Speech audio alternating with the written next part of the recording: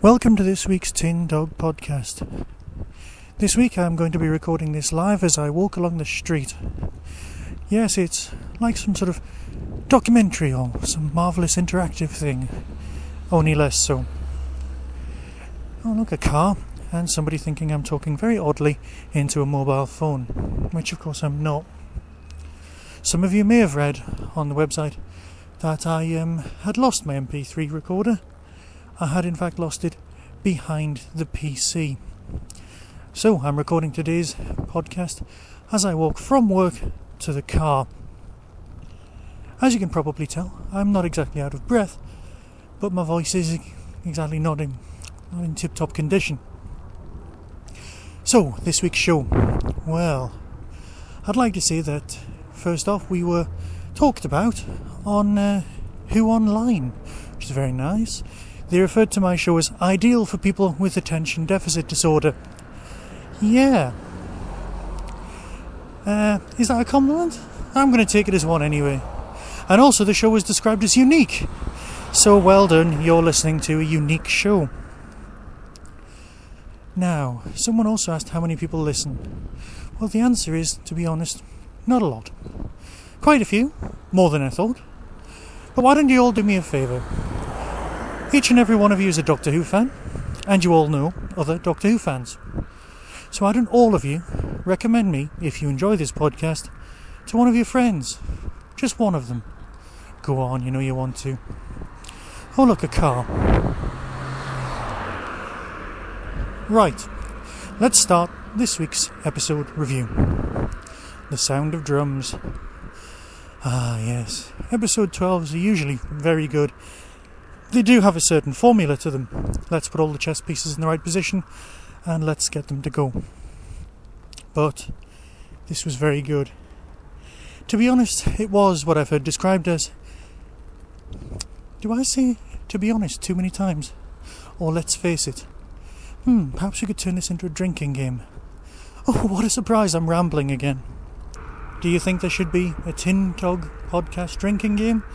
It would be a very short drinking game, let's face it. The episodes only last about 10 minutes each. Where was I? Was I busy digressing? I suspect so. Can't you hear it? I thought it would stop, but it never does. Never stops. Inside my head. The drumming, Doctor, the constant drumming.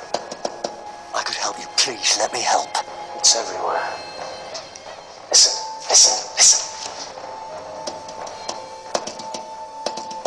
Here come the drums. Here come the drums. Welcome back to the Tin Dog Podcast. Obviously I'm not recording this bit walking down the street. So to continue my review of this week's episode, The Sound of Drums. Isn't it marvellous? I'd like to thank, before I begin, everyone who's put their face on the Frapper map, which can be found at the website www.tin-dog.co.uk. Please take a few moments to turn up and put your little face on the map, and then we can all find out where each other are, and it'll all be marvellous.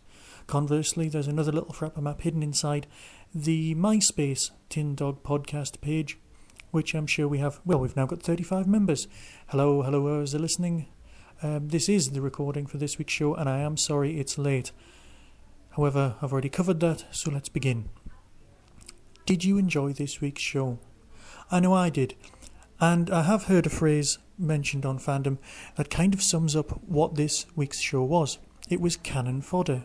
It was fodder for the old school fans. I mean, everyone liked this show, but it is episode 12, so it doesn't have to be as accessible as Master, School Friends. What's going on? Isn't that Stargate? Isn't that Skybase from Captain Scarlet? All that might throw them. But for old school fans and fans of just this season, it's a nice payoff. Again, it's part 2 of 3, or more likely part 1 of 2. It's the chess game. It's putting all your pieces in place in order to pay off next week which it should do. Now let's look at the episode in itself. Plot-wise, a little bit thin on the ground, but it's got some lovely moments. It's got some lovely history behind it. Now, I know some of you aren't as familiar with The Master as you would like to be, so I do intend doing a podcast in a couple of weeks' time just on the history of The Master.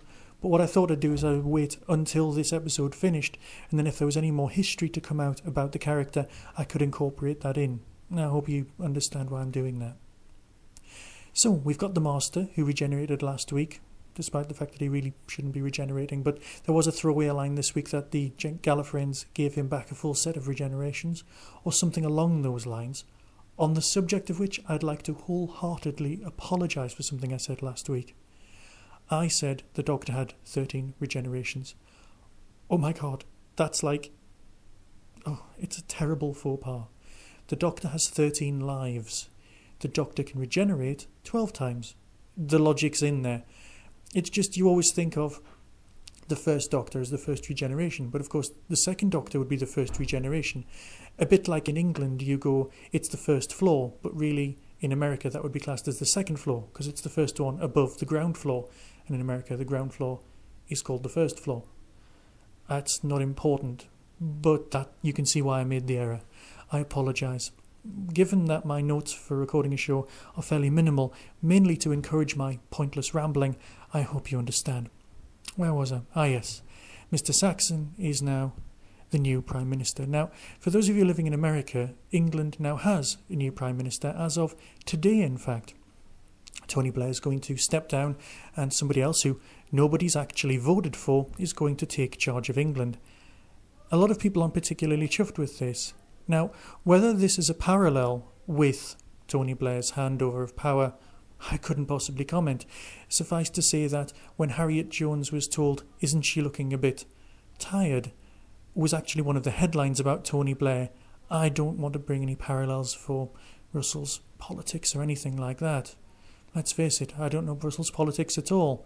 But it's nice that we can run parallels. It gives the fans something to talk about after all. So, England has a Prime Minister that we didn't vote for, and in fictional Doctor Who land, they have a Prime Minister that they voted for because of hypnosis. Yeah, the Angel Network looks fun, but it does look like it's been put there in order to help out next week's story with some sort of jamming signal, or something along those lines. The Masters turned up with a new race of aliens, the Tocrafane, who really aren't called the Tocrafane. That's a made-up name, said the Doctor, so they're obviously something else. Now, somebody mentioned that they look a bit like Sontaran spacecraft. What are they? Mini Sontarans? I don't know. I shall call it Mini-Me. No, I've got a feeling there's something else. Now, the Master also said if you find out what's inside the Tocrafane shells, it would break his heart.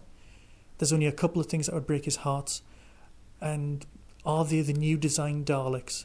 I'm praying they're not. But then again, if Russell's redesigned the Daleks, does he have to pay the nation estate next year? That would upset me. It would disappoint me a little. But also, for me, they're not the Daleks. They're not Cybermen. They're either a whole new race, or they just sound... to me, they sound so much like the Gelf. Little Gelf spacecraft. And when they said there was 6 billion... coming through, I thought, hang on, isn't that exactly how many people there are on Earth? One for each person. So the fact that it would break the Doctor's heart implies that it's an old monster coming back. It's not the population of Gallifrey, because the Master was unaware when he made the deal with Tocrafane that Gallifrey had been completely destroyed. So it does concern me. Of course, there are some lovely moments. The Master having jelly babies, making him more like the old-fashioned Doctors, and him having a laser screwdriver instead of a sonic screwdriver. It's obvious, but it's just not been done before, so well done for spotting something. Let's face it, everything's obvious once it's been done. Did you enjoy it? I know you enjoyed the episode. I know it's got fabulous ratings. But again, it was putting things into place. And let's face it, I do say let's face it, far too much. I know you'll watch next week's. I was going to not bother recording a podcast this week, and then next week doing a double, but I felt that was cheating. So, I'll cut this one short. I will get back to you very shortly with a new, proper review, and then following the end of this series, I will review other things. Oh, one quick word. At 10:30 on, I think BBC Two on Saturday morning, the complete animated Doctor Who will be shown all the way through. You must record this. And if you're in America, get hold of a copy somehow. It has to be an extra on a disc. It will be fabulous all the way through. I've been watching it an episode at a time. I've created one disc myself, edited, of just that. But it will be great when it's on. So 10:30, BBC Two. Both series of Doctor Who finish on Saturday. If you need to email me, it's tin-dog@hotmail.co.uk. Be seeing you.